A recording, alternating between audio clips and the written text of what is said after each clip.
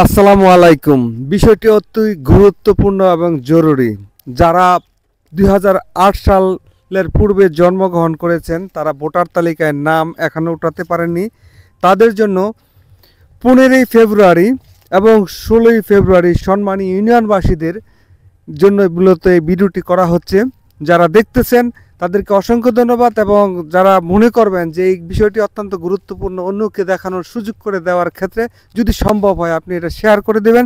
Share করার ফলশ্রুতিতে আগামীকাল ১৬ই ফেব্রুয়ারি রোজ রবিবার আড়াল জিএল উচ্চ বিদ্যালয়ের মাঠে সম্মানী ইউনিয়ন পরিষদের অন্তর্গত ৯টি ওয়ার্ডের জনগণ, যে সকল ছেলে এবং মেয়েরা ২০০৮ সালের পূর্বে জন্মগ্রহণ করেছে এবং যারা ভোটার তালিকায় নাম লিখাতে পারেননি বিভিন্ন কারণে, দেশের বিভিন্ন প্রান্তে অথবা বিদেশে থাকার পরিপ্রেক্ষিতে অথবা কোনো কারণে, সে সকল ব্যক্তিরাও এখানে ভোটার তালিকায় নতুনভাবে আপনার নামটাকে অন্তর্ভুক্ত করতে পারবেন। কারণ এনআইডি আপনাদের সকল ক্ষেত্রেই অত্যন্ত গুরুত্বপূর্ণ। কারণ এনআইডি ছাড়া আপনি কোথাও কোনো কিছু করতে পারবেন না। আপনি যেখানেই যান, ব্যাংকের অ্যাকাউন্ট বা যে কোনো বিষয়ে আপনার এই জাতীয় পরিচয়পত্র আপনার বাধ্যতামূলক, যা আপনার পরিচয় নিশ্চিত করে। সেই ক্ষেত্রে সম্মানী ইউনিয়নের জনগণের যে সকল বাসিন্দা রয়েছেন তাদেরকে নতুনভাবে ভোটার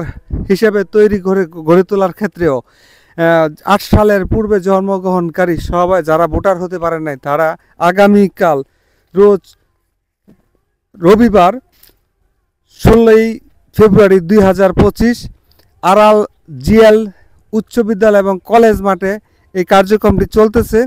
এবং যারা বাদ পড়বেন তারা আবার ইয়াতে করতে পারবেন, কাপাসে গিয়েও করতে পারবেন।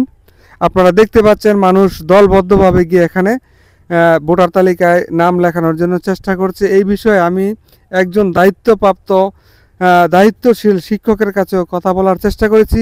আসুন শুনি তার মুখ থেকে উনি কি বলে এবং কি কার্যক্রম চলছে। সবাইকে ধন্যবাদ। এখানে ভোটার তালিকায় নিবন্ধনের জন্য আবেদনের কার্যক্রম পরিচালিত হচ্ছে।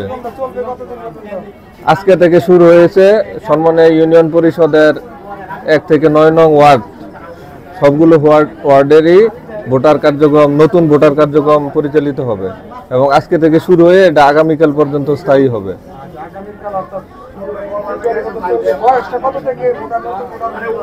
১/১/২০০৮ পর্যন্ত যাদের জন্ম তারাই কেবল নতুন ভোটার হতে পারবে।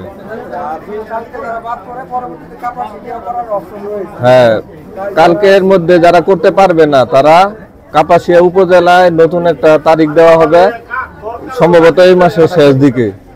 ওই দিন কাপাসিয়া উপজেলায় গিয়েও করতে পারবে।